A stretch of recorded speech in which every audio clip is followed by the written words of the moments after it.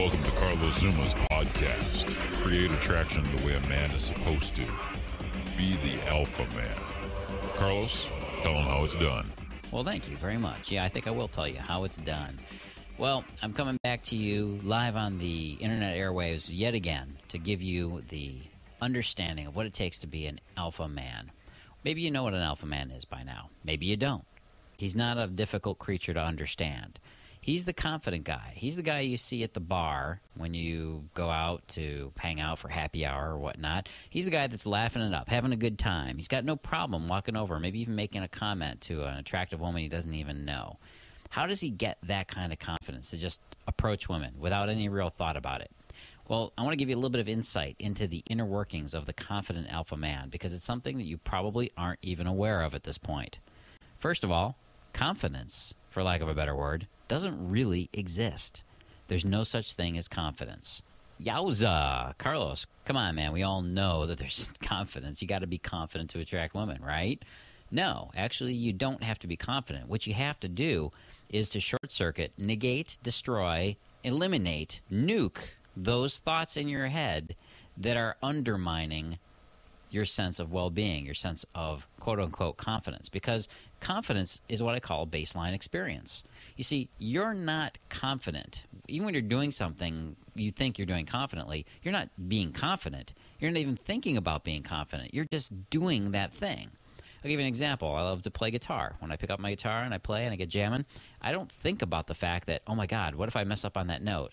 Or what if I'm not as good as I think I am? Or what if I can't play the song as good as the band? Well, you know what? Those are the thoughts that I simply just don't think about because I'm too busy playing the guitar. I don't have the time to. My fingers have got to move from fret to fret. I've got to be able to pluck the strings in the right order. I don't have time to think about or even contemplate my own level of confidence. I'm just doing it, right? Now, early on, it wasn't that way, of course. When I first started playing, you don't have, quote-unquote, confidence. What you have are a bunch of thoughts in your head that are trying to tell you, watch out, man, don't pluck that string so hard. You're not going to be able to, oh, that's a sour note. That's going to leave a mark. Oh, no, man, don't hit that chord. That's the wrong, oh, he hit a D instead of a G. That's going to hurt. Those are the thoughts that were running around in your head. Those are the ones that undermined your sense of self-confidence. That's where you lost confidence. But when you got the confidence, what were you actually doing? You didn't really have anything. You didn't have this particular electric thrill going through your body. No, that's the joy and the pleasure of doing the thing that you're trying to do. That's not confidence. Confidence is simply letting go of all that crap that, you know what, that BS, that stuff you're not supposed to be thinking, that stinking thinking inside your noggin.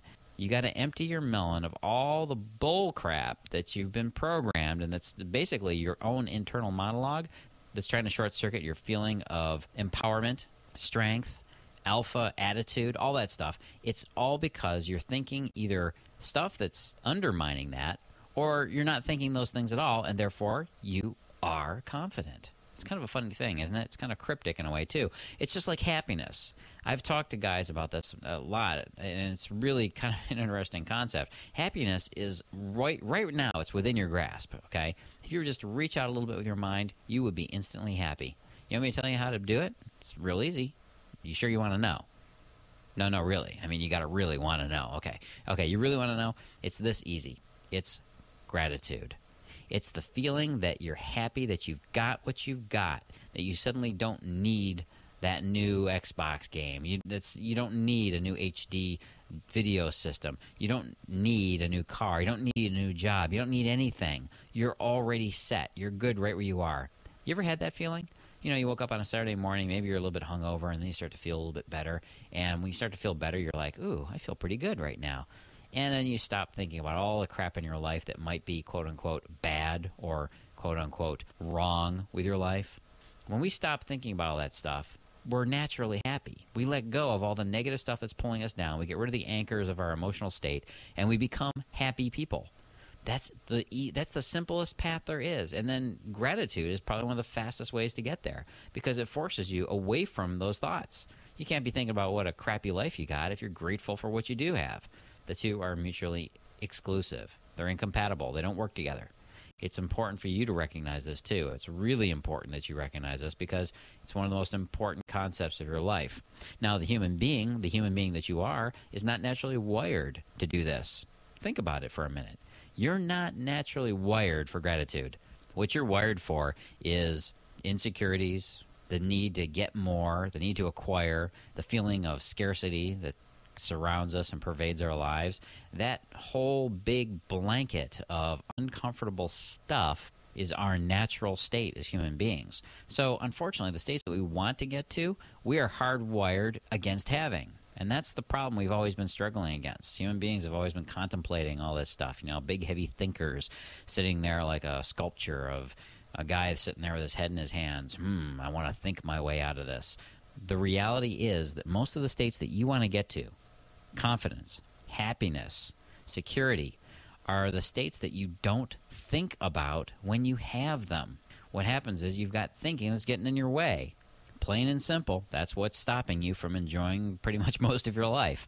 Now, this may or may not be a revelation to you. If you really stop for a second, maybe rewind that part of the program where I was just talking about this, start again at the start, listen to it a couple times till it sinks in and you go, oh, you'll realize the incredible fact that, yes, your state of mind, what you want to get to, this happiness, this bliss, this place and time and space that you're trying to chase after, because that's what we are. Human beings are feeling chasers. We go after that last great feeling we had, or we start running away from the last bad feeling we had. We chase it away. Alcohol, caffeine, cigarettes, maybe harder drugs. And what do? We end up in the same place we were before, still running away from the same old things, when it's really a question of self-control. That's right.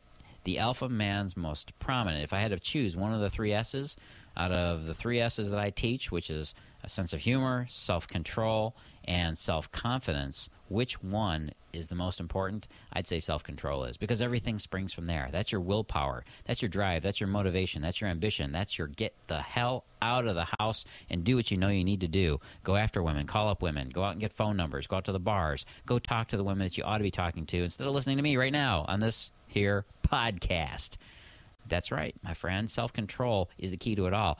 But here again is another reality. Human beings have a very limited amount of willpower. You know, that ability to just grab on with your teeth and just go, arr, arr, like a dog takes a rag doll into its mouth and chews the hell out of it.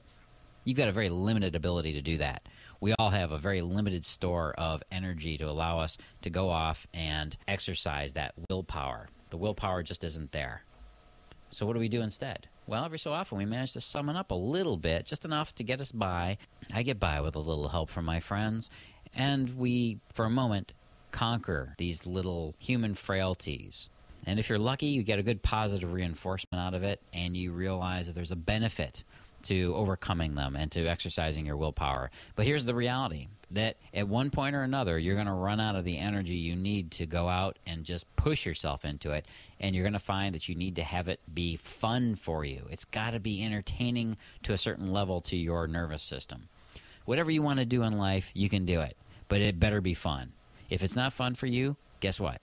You won't be doing it very long. It's an absolute fact of life. Think about it. Look back on your own life right now. All the things that you found to be uncomfortable or to be boring or somehow restrictive or just plain not what you want to do or just unfun, you found a way to stop doing it. Every guy does this. Hell, I do this. I know I do it. So what do?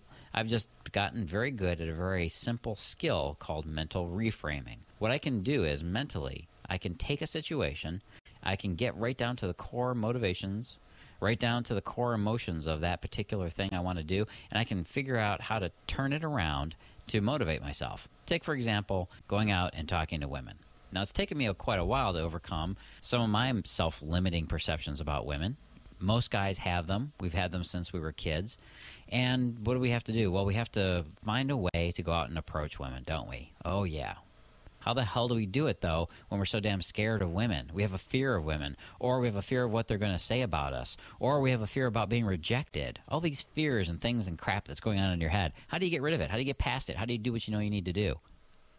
Well, step number one, chill the hell out. Relax. Let go of your anxiety.